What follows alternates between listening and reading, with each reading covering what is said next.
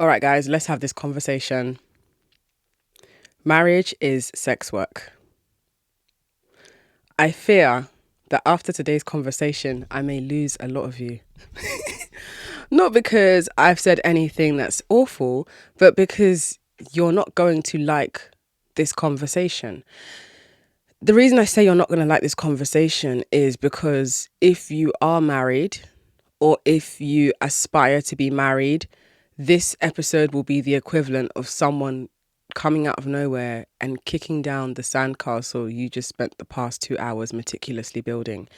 And that sandcastle represents the dreams that women have built around men. Notice that the castle is made of sand. And what happens to a castle built out of sand on a beach?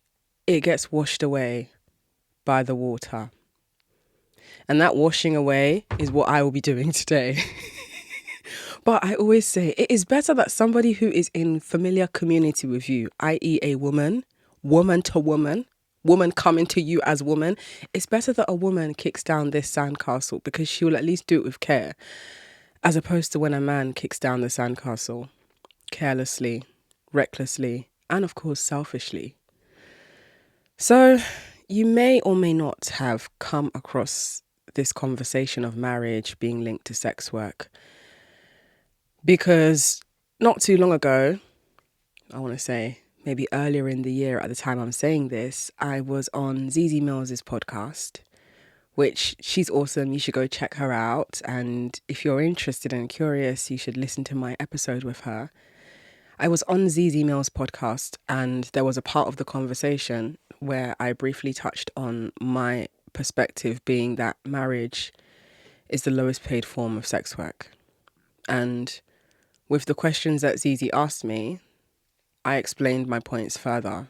But I think that the nature of that conversation being had on Zizi's platform meant that the way that people consumed that conversation was already from this lens of people seeing me as this deliberately controversial person, not by the fault of anybody, not by Zizi's fault, not by my fault, but sometimes I think it's not what you say, it's who you say it to, it's how you say it, it's when you say it, and it's where you say it.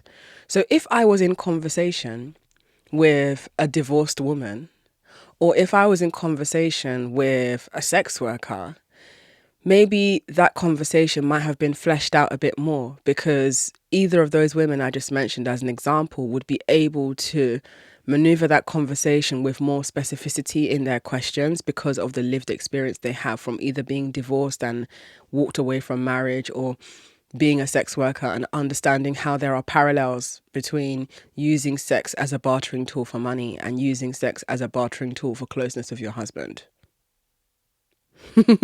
So what made me want to record this episode today is because recently my name got pulled back into the conversation about this topic. There was a woman on Twitter who was talking about her outlook on her marriage. And I'm actually going to read this woman's tweets because, well, it's one tweet, but I think that it will just add some meat, some flavor, some Maggie to this conversation. Because it's important, right, that we also include the perspective of women who are actually married. So this is what the married girlies, the Nigerian married girlies are doing.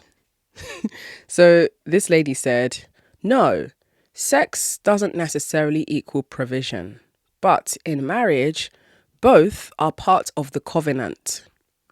A husband owes his wife provision, just as a wife owes her husband intimacy, not as a transaction, but as mutual responsibilities that keep the marriage alive.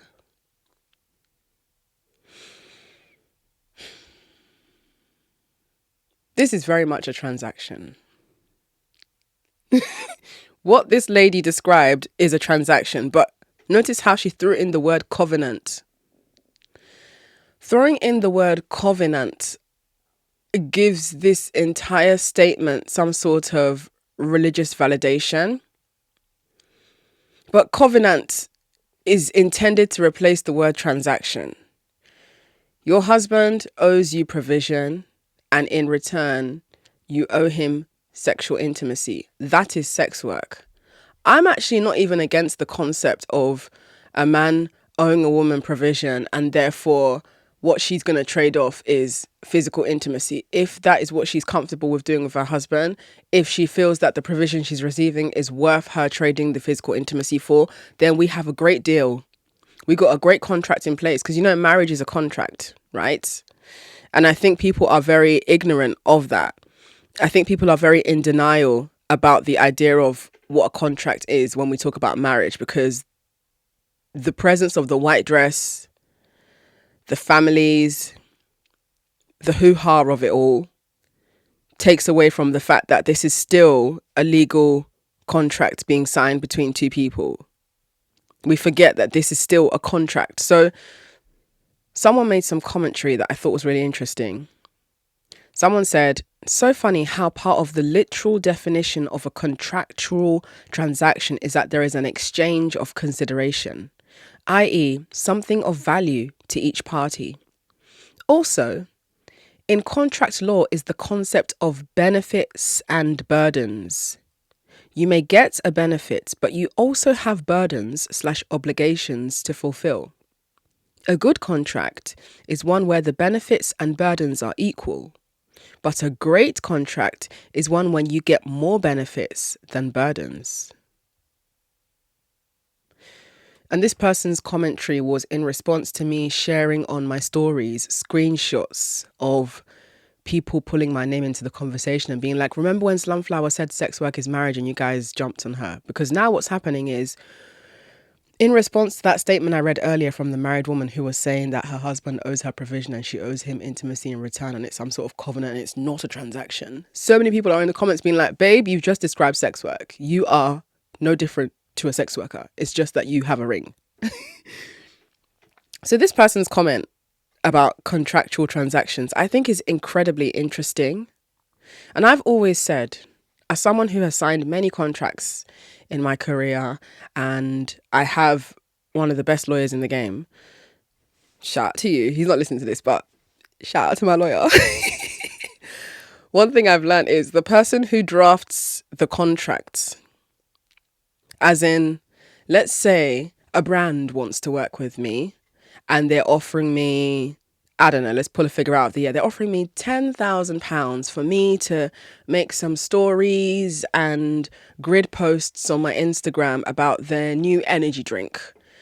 And what's going to happen is the deliverables will be that I'm going to post 40 stories over the period of 3 months. It's quite a lot, isn't it? And I'm also going to do 10 grid posts over that same period of 3 months, and they're going to offer me £10,000. Now, for someone who has never received £10,000 in their life, that's exciting, right? Let alone the idea of being paid to post on social media, something you would have done anyway because that's what you use social media for. But when you think about what's being required of you here, 40 story posts within a 3-month period about this energy drink. And then, what was it I said? 10 posts on your Instagram grid. Also within this period of 3 months. So in total, this brand is going to be receiving 50 pieces of content from you for £10,000. And you have a following of 400,000 people. So you've got a really huge following. This brand stands to benefit a lot from you doing these posts. But because you saw the 10K, you're excited. But what you have to understand is that when we're talking about benefits and burdens here, the burden will be your deliverables as the influencer. So that's what you are expected to do. All of these posts for this brand. The benefit is the 10K. Now, for the brand, their burden is just that they're paying 10K. But the benefit for them is they're going to get all of this influx of audience awareness. They're obviously going to experience their products being bought because someone like myself endorsing a product, I have a stronger relationship with my audience because it's not that often that I promote things. It's not because I don't want to, it's because I'm very picky. And I like to believe that I'm very responsible with my community, with my audience. So in the event that I do decide to do something with a brand, it's because I actually care about it and because I actually like it and because I think that my audience will enjoy this too. So I have to think for myself, is 10K gonna be worth what I'm doing? Actually, no. I deserve 100k for that. You want 40 story posts and 10 grid posts in a 3-month period. That's going to be a lot of work for me. So I'm going to either come back to them and say, add another 0 to that. Or if they don't want to add another 0, then we're going to have to significantly reduce the amount of posts I'll be doing. And that, ladies, gentlemen, and non-binary fairies, is called a negotiation. Marriage is also a negotiation because there is a contract involved. There's an expectation involved on the woman's part. And I think that what people are in denial about is marriage to straight men is a form of sex work, because as long as you are using sex as a bartering tool to have your needs met, that's sex work. Even if your needs are solely emotional. So if your needs are that you just really, really want to be more intimately connected with your husband because it makes you feel more loved and you value feeling loved, you value that feeling of your husband wanting you, then you're going to have sex so that you have that feeling. That's a transaction. I think that why this conversation makes a lot of people uncomfortable is because they don't like the idea of being compared to sex workers. Remember that we were taught that being a married woman means that you're a kept woman, a chosen woman, a woman who has been selected out of the bunch. And that selection means that you are special. So how dare someone come out of nowhere and compare you to the women who are considered the gutters of society, the sex workers? How dare you compare me, a kept woman, a woman of high society, to a sex worker, a prostitute, a harlot, a hoe? Baby, let me tell you, under patriarchy, we are all hoes. Each and every one of us, we are fucking for something. You fucking the weed man for weed. You're fucking the text man for text messages.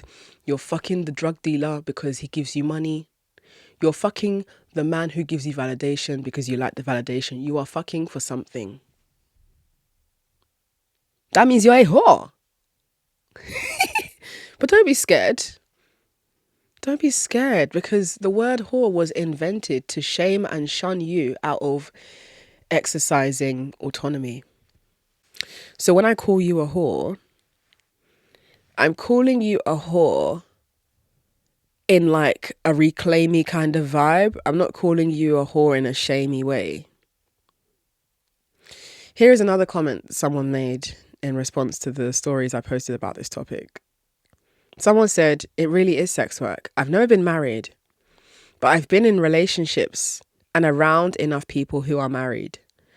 When women want their husbands/partners to do something, i.e., a big purchase, a specific job around the home, a holiday, they say things like, I'm going to give him a blowjob, or he's going to get lucky tonight and then I'll ask him.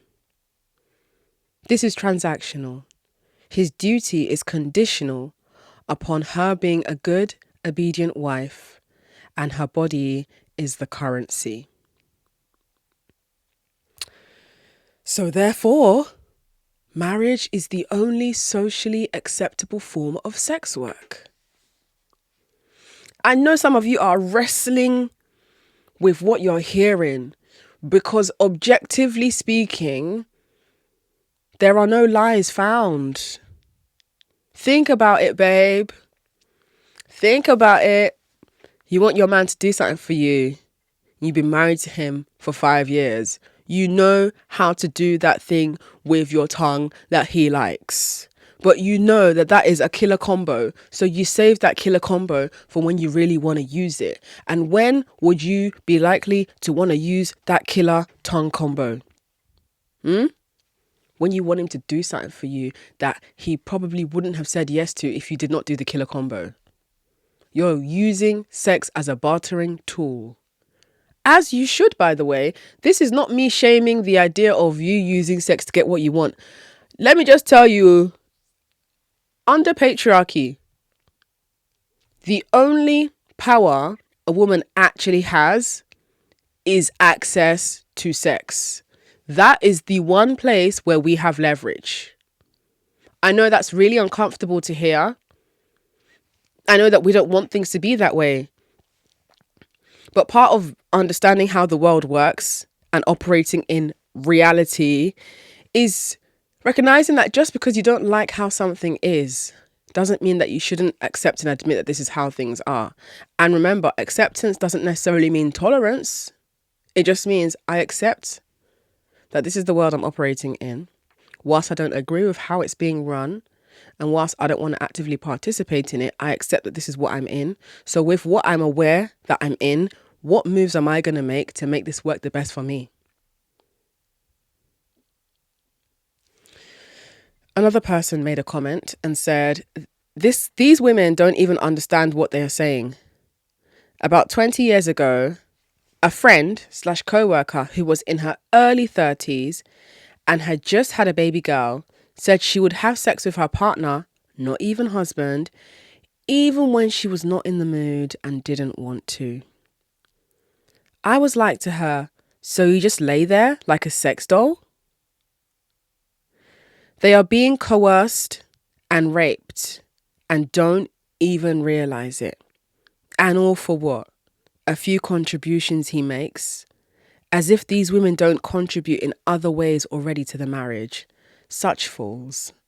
That's not my commentary. That's the person who made the commentary's remark. I'm not calling you guys fools, but the girls are saying that it is foolish to enter marriage without having this conversation, without acknowledging what you're going into, without familiarizing yourself with the shape of this matrix you're about to embark upon.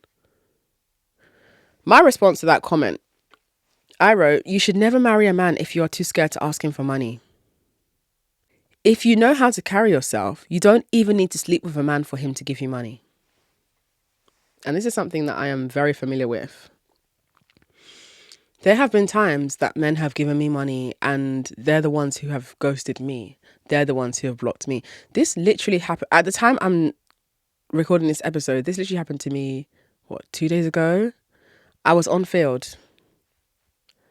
Now, mind you, Field is actually the only app I still have on my phone in terms of what you consider a dating app. I don't use Field for dating. I don't even use dating apps for dating anymore. I don't look at men as prospects for dating. I look at men as prospects for income, for extra money.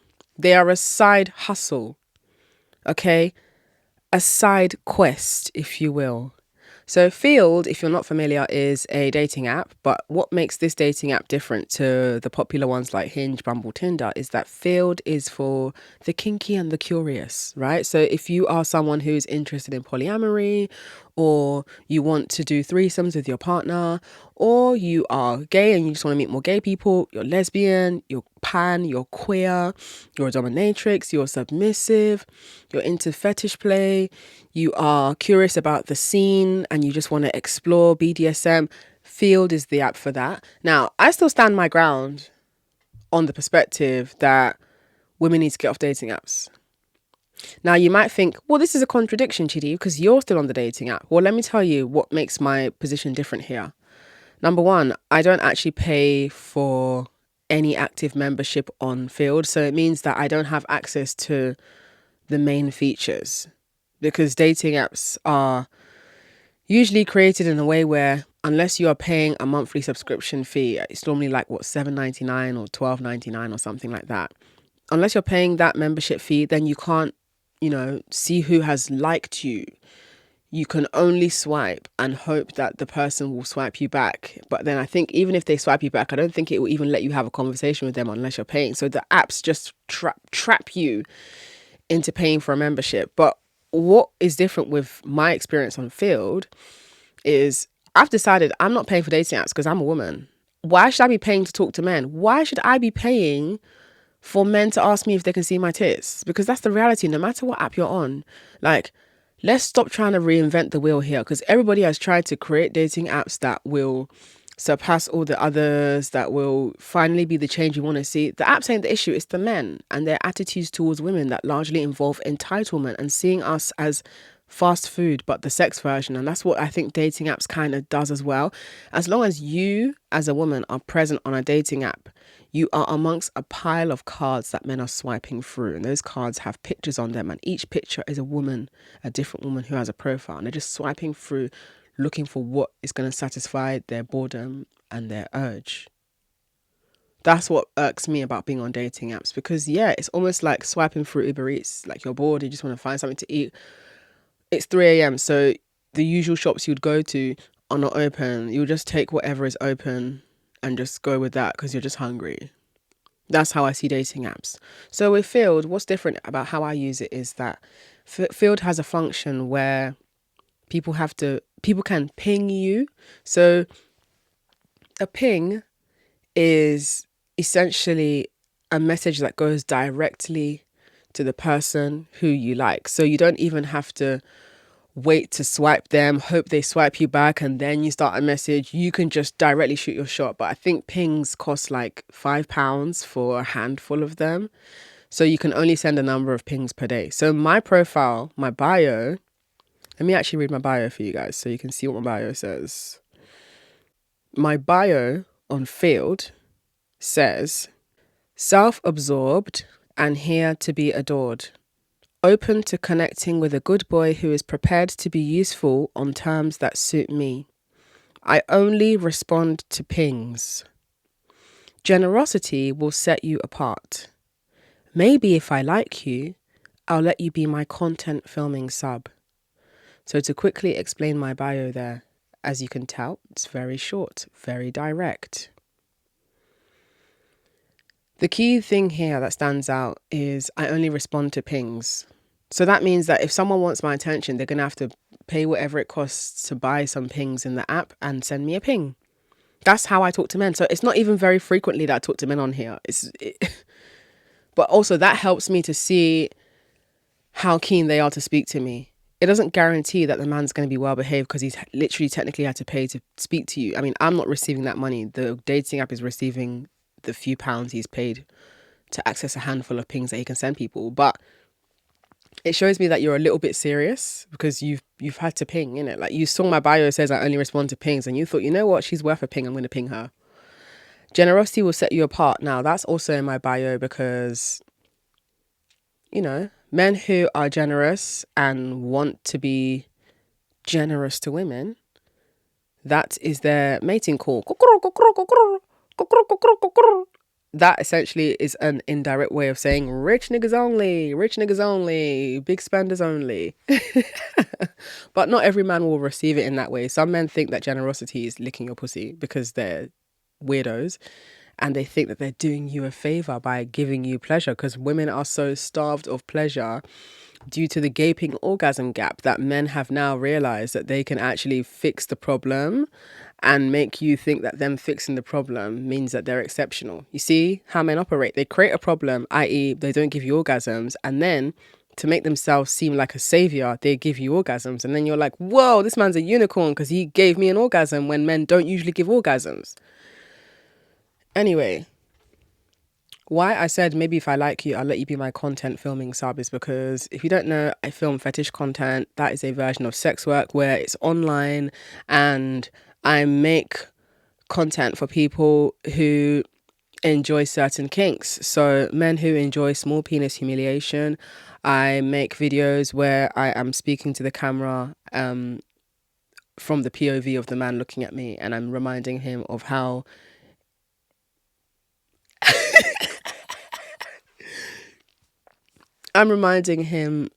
insignificant he is because of his small penis. So the reason I said maybe if I like you, I'll let you be my content filming sub is, you know, you never know. You can connect with someone on Field who has filmed content with other doms before and he just wants to be useful. Fine. So the other day, swiped a man on Field. Well, he pinged me, of course. And this is actually a very, very short conversation. Let me see if I can find the screenshot. Okay, found the screenshot. This man pinged me. And when you ping, you have to accompany the ping with a note. He said, "Goddess, I'm here to be bled dry in whatever way entertains you. I exist to fund, serve, and be humiliated for your amusement. Tell me how to start proving my worth. So I looked at his bio. His bio said something along the lines of he's a pig. He wants to just spoil and treat someone. But a lot of men just write this stuff on their bios because they want to get attention from women. So I didn't really think too much of it. So I just wrote start here, and I attached a link to my Throne. So Throne, for those of you who are not familiar, Throne, Throne, throne.com is a website where people can essentially like send you money without them having your personal details. But obviously Throne will take like, I think 5% cut or maybe even smaller than that. They can also buy you gifts, and the gifts will be delivered directly to your house, and the person sending will not have your address. It's probably the safest way to receive money if you're anxious about this kind of thing. So I have on my Throne, the most affordable thing on my Throne is £100, and that just says get my attention. So how it works is you can put items on your wish list, and it can either be an actual gift that someone can pay for and it will be sent to your house. Because in the past, I've had a Swarovski watch and I think a perfume on that wish list. And then when someone paid for it, it was sent to my house. Or you can just put like a monetary voucher on there. So I've got £100 and that just says get my attention. So when someone buys that £100 thing, I will receive the value of that. So like just under £100, maybe like 90 something pounds. Because remember, the Throne takes their cut. So when I sent him to my Throne and I said, start here, he wrote, of course, goddess, what may I purchase for you? And I was like, okay. I was expecting him to block me when I wrote start here. Because look, let me tell you, 9 times out of 10, when men message me like this, I still have the same response. I just send them the link to where they should pay me. And 9 times out of 10, they block me. Because they want me to give them free kink. They want me to talk dirty to them. They want me to tell them about how I'm going to humiliate them. I'm not doing that. Just send me money. So when he said, of course, goddess, what may I purchase for you? I said, I want the leopard print robe. Now, for those of you who are not familiar, I am an avid Catherine Delish robe collector. If you've ever been to my live shows, those gorgeous silk robes with the dramatic feathers are by Catherine Delish. Catherine Delish was a former burlesque performer, and she's made a lot of costumes in collaboration with Dita Von Teese. So I'm a huge fan, and burlesque is a passion of mine. So I be collecting Catherine Delish robes, but they're not cheap. This particular Catherine Delish robe that I put on my wish list is £350. But I was feeling gutsy enough to just tell him I want the leopard print robe. Do you know what happened? He said, sent, goddess, thank you, XX. And when he said that, I immediately saw the notification come through from Throne saying an item from your wish list has been purchased. I thought, am I being pranked? I go to Throne and I see that the robe has been bought. You guys, the robe has been bought. But because the robe is sold on Catherine Delish's website and there's no interface that allows me to directly link the purchase page to Throne, it means I'm going to have to make the purchase of the robe by myself, which I will do once the money clears into my account. That was £350. £350 robe. So in response to him saying, sent, goddess, thank you, I said, good boy. You know my rule. I don't say thank you. I say good boy. But you have to use good boy with caution and context. You don't just say good boy to anybody. You see how he earned being called good boy? Do you understand now? I was pleasantly amused by that. So then he asked me if there's like Telegram or like WhatsApp, what can he use to like continue messaging me so that we can like take this conversation off the app, which I completely agree with that.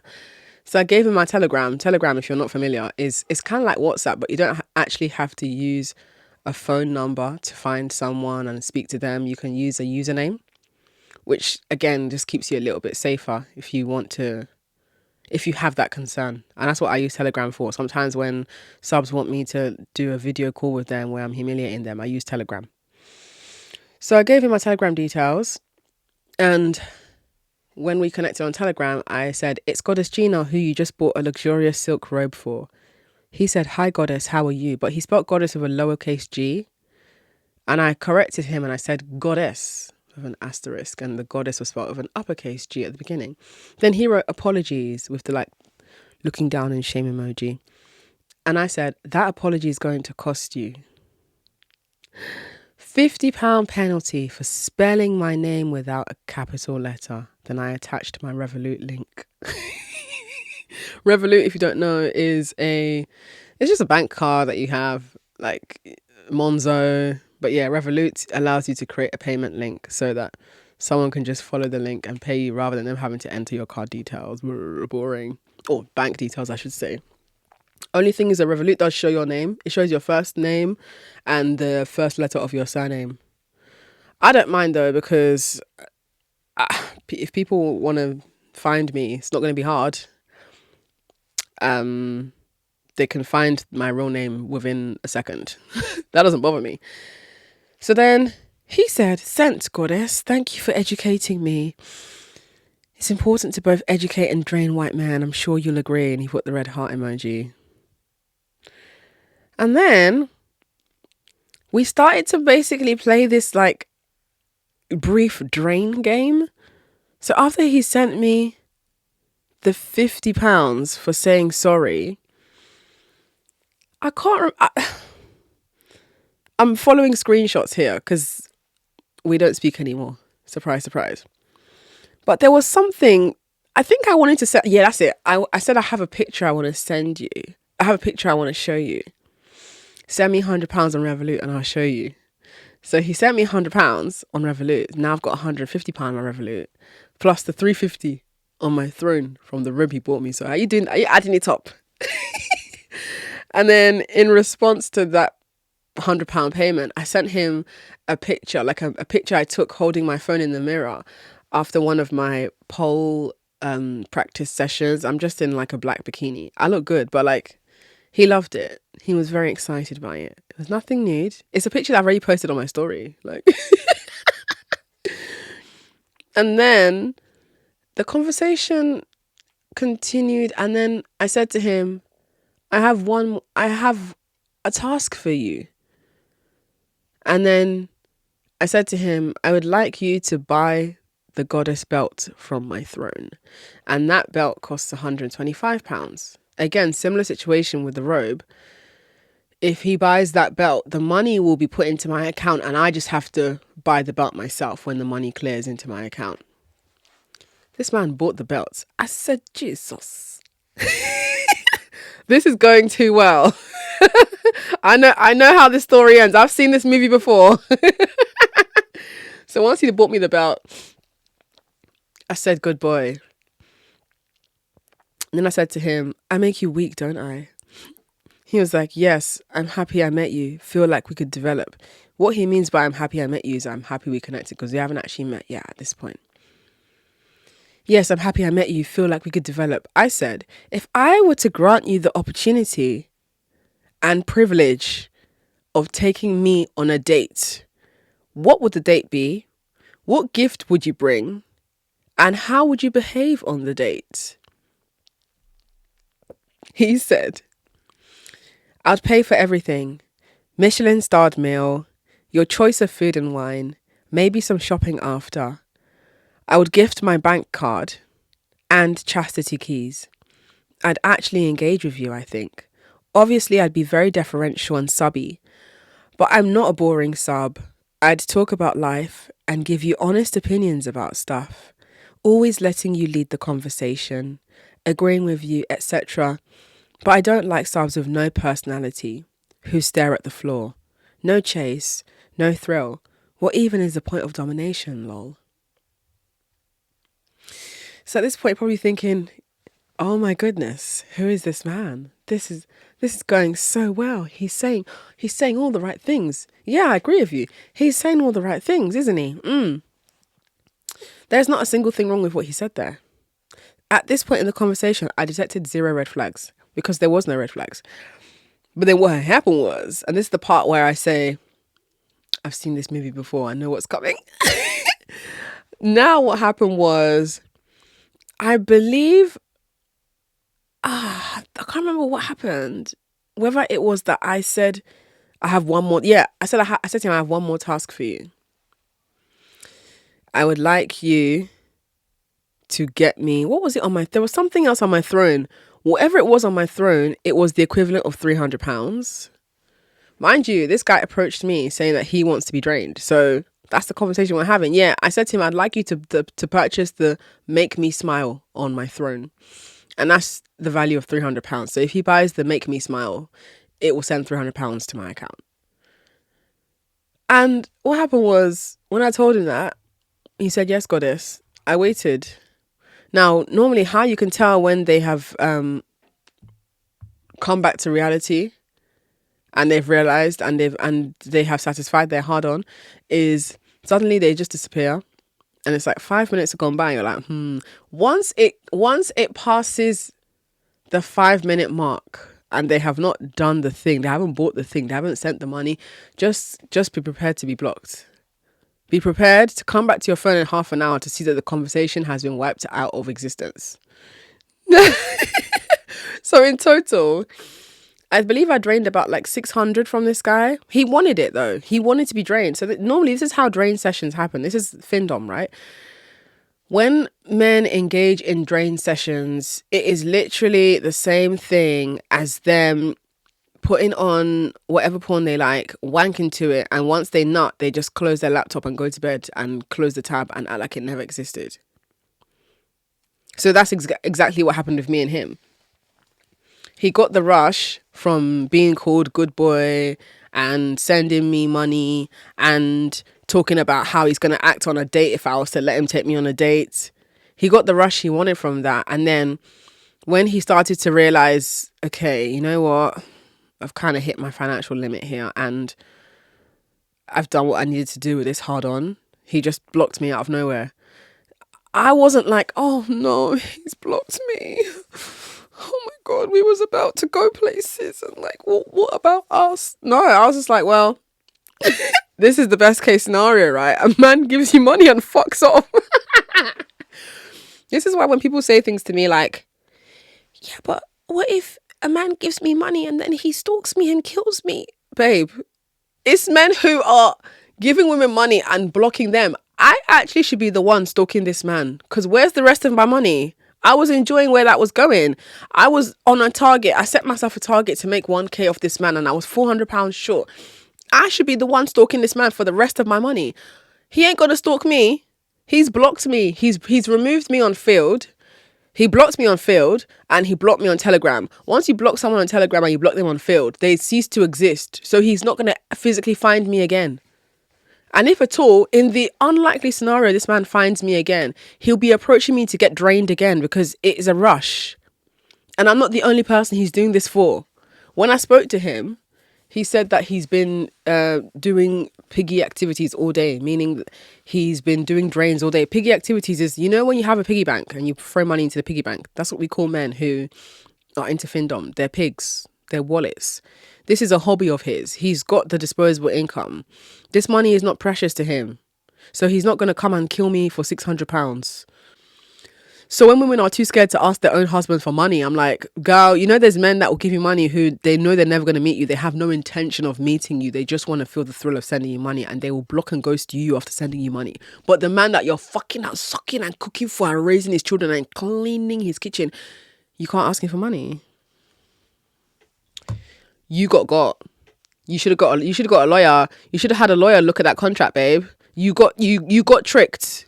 You were taken advantage of. That's why I find marriage to be so exploitative. And that's why I always say, you need to marry for money. But when I say people should marry for money, it's like women's brains don't connect with what I'm saying. They think marry for money means marry the man who you hate, who talks badly to you, who dismisses you, but at least he gives you money. Why is that the only place your mind goes?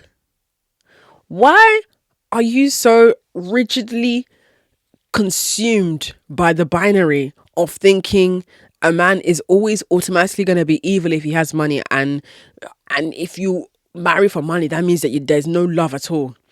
I have never met a man who gives money and buys land and property and puts assets in the name of a woman he absolutely fucking hates.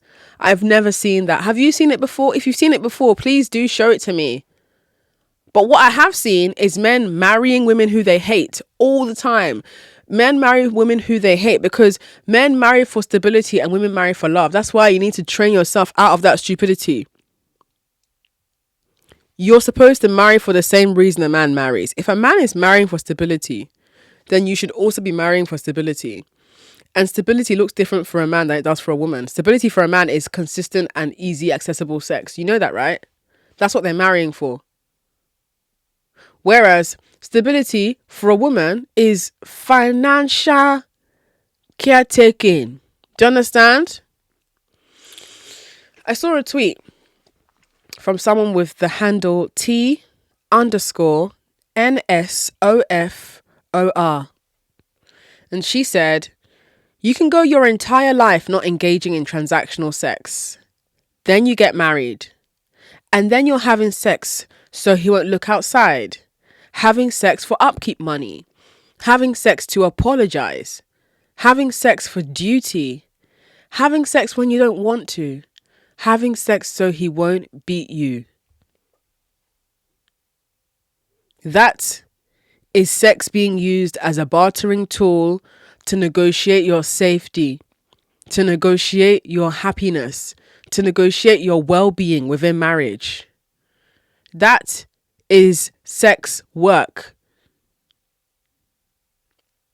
I think why this conversation is beating people in the ass is because their understanding of sex work and prostitution is quite literally women standing on the street in micro mini skirts, walking in traffic, trying to cajole men into spending a night with them in a cheap hotel. They think that all sex work is solicitation on the woman's part. She goes up to a man, she says, hey, big boy, you want to see my tits? Yeah, sure, that'll be £50 per tit. They think that is where sex work stops and ends.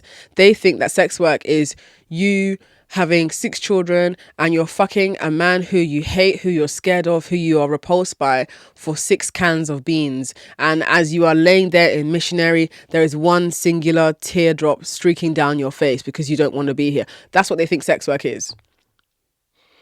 They have no education or awareness of the nuanced layers that also culminate to form sex work.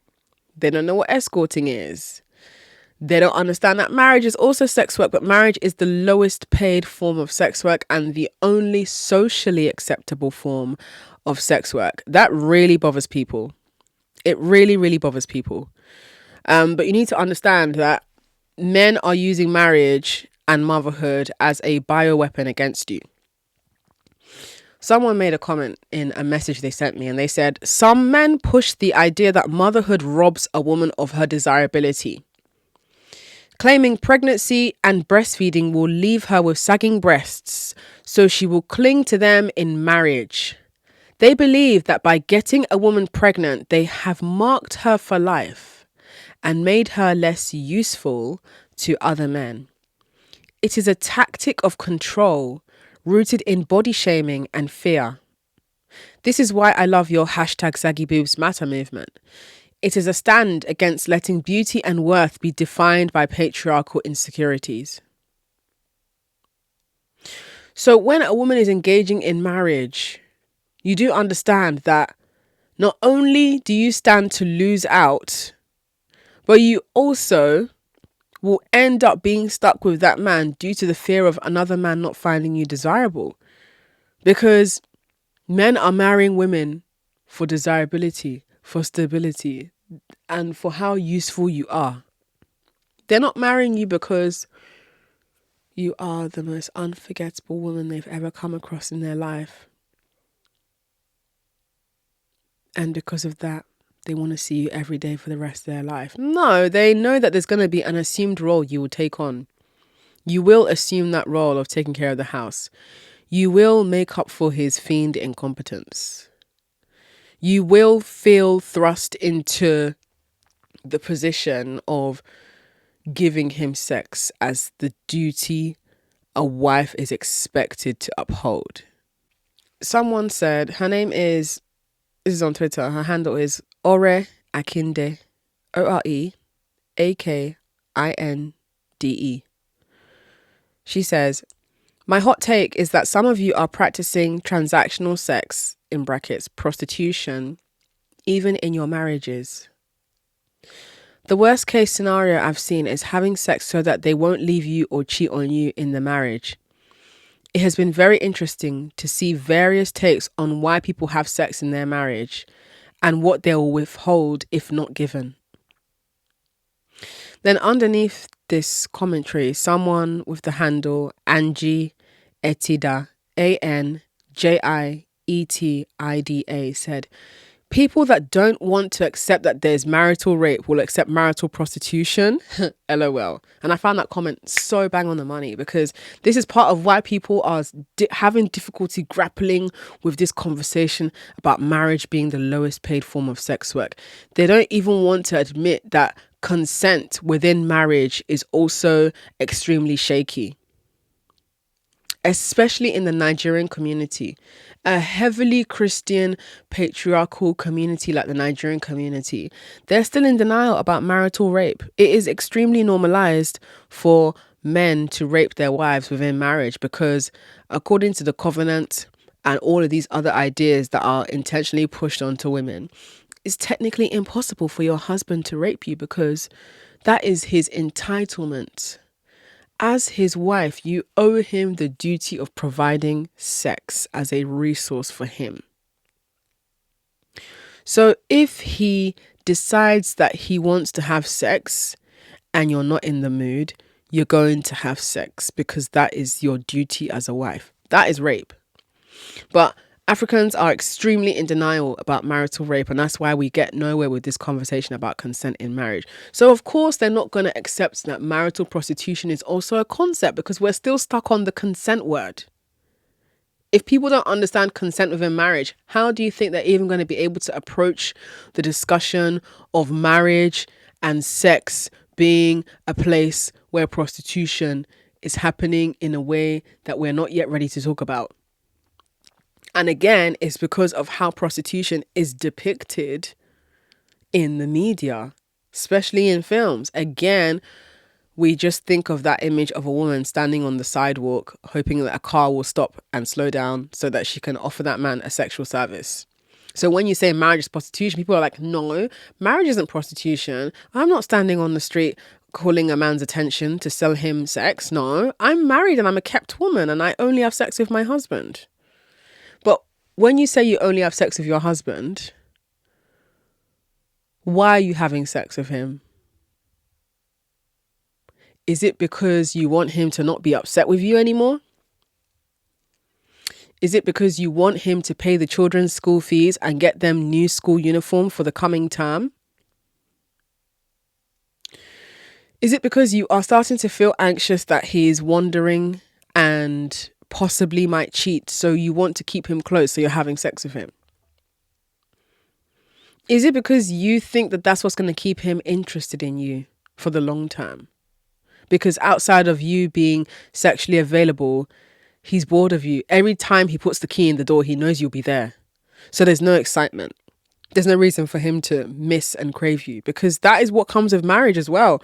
That's why I think that when women get married to men, they need to accept that the desire will decrease on the man's part. It might not be a huge leap, but it will decrease. And that's why it's important that you marry the man who loves you way more than you love him.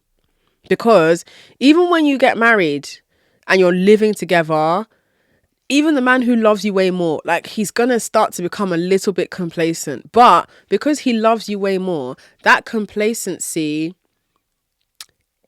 it's not going to affect your partnership with him that much, because whilst he's complacent, he still loves you way more. Do you get what I'm trying to say? So there might not be as much excitement as there was before you got married, but you're still calling the shots, girl. That's the mistake women are making. Now, I've always said that I am not having a man's kid or marrying him unless there's big money involved. Because I know what comes with marriage. And I always say, don't marry the man who you would not want to divorce. But that statement sounds insane, right? Like, why would I want to divorce my husband? Why would I marry someone and even think about divorce? Let me tell you the mistake you're making. Now, let's revisit the conversation we were having earlier about contracts. When a contract is signed between two people, there's usually something called an exit clause. And that exit clause, especially like in the context of, let's say, someone wants to be your manager and you are the talent, there's usually an exit clause in the contract. And that exit clause points to, in the event that you both decide to part ways, what will that look like? So in my past relationships with management, there was a management that I had where part of our exit clause was, in the event that we part ways, they are still entitled to making, I think it's for the next 2 years after I leave, they're entitled to 10% of all my earnings, only for that post 2-year window. 10% of any of my earnings, because in the period that they spent nurturing me as talent and building me up, if I leave, the opportunities I might get and the type of talent I am has largely been influenced by them. So they, on paper, they deserve a little bit of something even after I've left, but only for 2 years. That's part of the exit clause. And that exit clause was fulfilled. So when it comes to marriage and divorce, people don't want to talk about divorce when they're talking about marriage, because when you're marrying someone, you're marrying them because you believe that this is your person. You believe that there will never be a situation where you're going to need to divorce him. And that's the mistake women make. No matter how much you love that man, you need to imagine, what would it be like if I divorced this man? Because there are some men who, if you divorce them, you will still have a pleasant time divorcing them, because they will make sure that, okay, you know what, we're not together anymore, but I still want you to live a good life. So for 5 years, even after we split up, just know that I've set up a direct debit to your account. Like, you're still going to get $1,000 a month from me. We're not going to speak anymore, but just out of the respect and love I still have for you, that's yours for the next 5 years. It's up to you what you do with it. I don't care if you have a new man. That's very real, and it happens. By the way, I know some people who have that framework with their ex-husbands. Or you divorce a man and he becomes the most abusive tyrant you've ever seen in your life. Like, he's weaponizing the legal system against you. If you got kids with him, he's being spiteful and he wants to make sure that he's got joint custody. But then even when it's custody time for him, he's just leaving the kids with his mum and he's just fucking people anyway. But he's doing all of that so he can avoid paying child support. Or there's men who, if they sense you're going to divorce them, they go away and hide their money in various offshore accounts so that you can't advocate for anything. And you know how you can tell that a man is either going to be completely abusive when you divorce him, or he's going to just be a gentleman about it, is how he acts when in the past, while you've been together before being married, if you've broken up with him, how does he handle that? I've heard multiple scenarios from different people who, it's really sad to hear them all saying the same thing, but you know, men operate in patterns, right? I've had multiple women say that when they broke up with their boyfriend, he seized the woman's phone. He seized her phone so that she couldn't physically leave.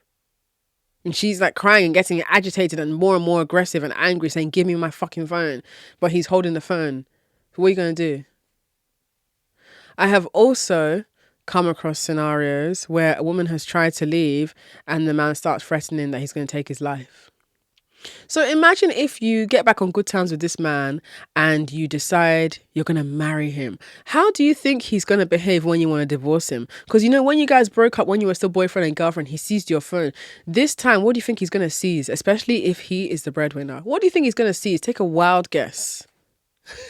But before we wrap this episode up, this episode isn't intended to deter you from marriage. This episode is intended to encourage you to be more smart.